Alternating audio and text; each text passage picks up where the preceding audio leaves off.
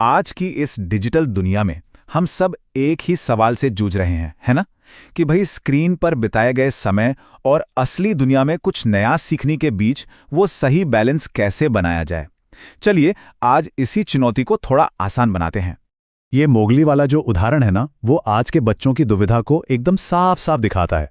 मतलब सोचिए, उनके हाथ में ज्ञान और मनोरंजन की पूरी दुनिया है, पर क्या वो सच में पेड़ पर चढ़ने या जंगल में घूमने का अनुभव कर रहे हैं, या फिर बस दूसरों को ऐसा करते हुए देख रहे हैं?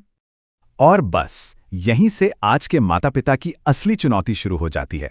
ये सिर्फ टाइम मैनेजमेंट की बात नहीं है दोस्तों, ये एक ऐसा माहौल बनाने के बारे में है जहां बच्चे डिजिटल दुनिया का फायदा भी उठा सके और साथ ही असली दुनिया के जरूरी हुनर भी सीख पाएं।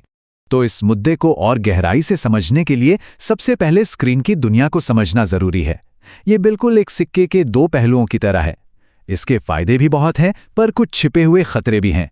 देखिए, एक तरफ तो स्क्रीन शिक्षा, क्रिएटिविटी और दुनिया से जुड़ने के नए नए दरवाजे खोलती है, लेकिन दूसरी तरफ यही स्क्रीन बच्चों में सुस्ती, सोशल स्किल्स में कमी और ध्यान भटकने की वजह भी बन सकती है। इसी बैलेंस को साधना ही तो असली कला है।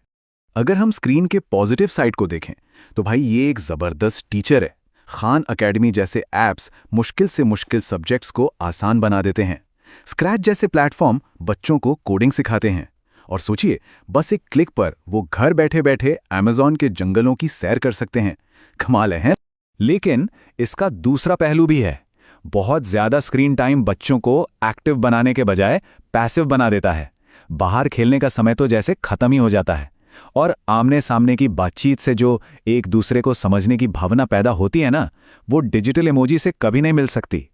और ये जो तेज रफ्तार वाली रील्स और शॉर्ट्स हैं, ये तो ध्यान लगाने की क्षमता को भी कम कर रहे हैं। तो फिर स्क्रीन टाइम का जवाब क्या है? जवाब है स्किल टाइम, यानी वो समय जो कुछ करने, सीखने और अनुभव करने में बिताया जाता है। ये बचपन का वो गुमनाम हीरो है जिसे हम अक्सर नजरअंदाज कर देते हैं। स्किल का मतलब बहुत सीधा सा है, किसी काम को प्रैक्टिस करके अच्छी तरह से करना। और ये सिर्फ भविष्य की नौकरी के लिए नहीं होता, ये सब्जियां काटने, डांस करने या तकियों का किला बनाने जितना आसान भी हो सकता है। अरे वाह, मिस्टर मियागी का ये उदाहरण कितनी खूबसूरती से ये बात समझाता है। कैसे छोटी छोटी और बेकार लगने वाली एक्टिविटीज असल में सब्र, क्रिएटिविटी और आत्मविश्वास जैसे जरूरी गुण सिखाती हैं। स्किल टाइम भी बिल्कुल ऐसे ही काम करता है। ये चुपचाप हमारे चरित्र को बनाता है। तो अब आते हैं सबसे जरूरी सवाल पर कि हम इस बैलेंस को अपनी जिंदगी में लाएं कैसे। चलिए अब कुछ प्रैक्टिकल तरीकों पर नजर डालते हैं जिनसे घर पर एक हेल्दी डिजिटल माहौल बनाया जा सकता है। असल सवाल तो यही है ना, स्क्रीन पर पूरी तरह से बैन लगाना आज के जमाने में ना तो मुमकिन है और ना ही सही। तो फिर रास्ता क्या है? एक बहुत आसान सा नियम है, 60-40 का नियम। कोशिश करें कि बच्चे के खाली समय का कम से कम 40% हिस्सा स्किल टाइम हो।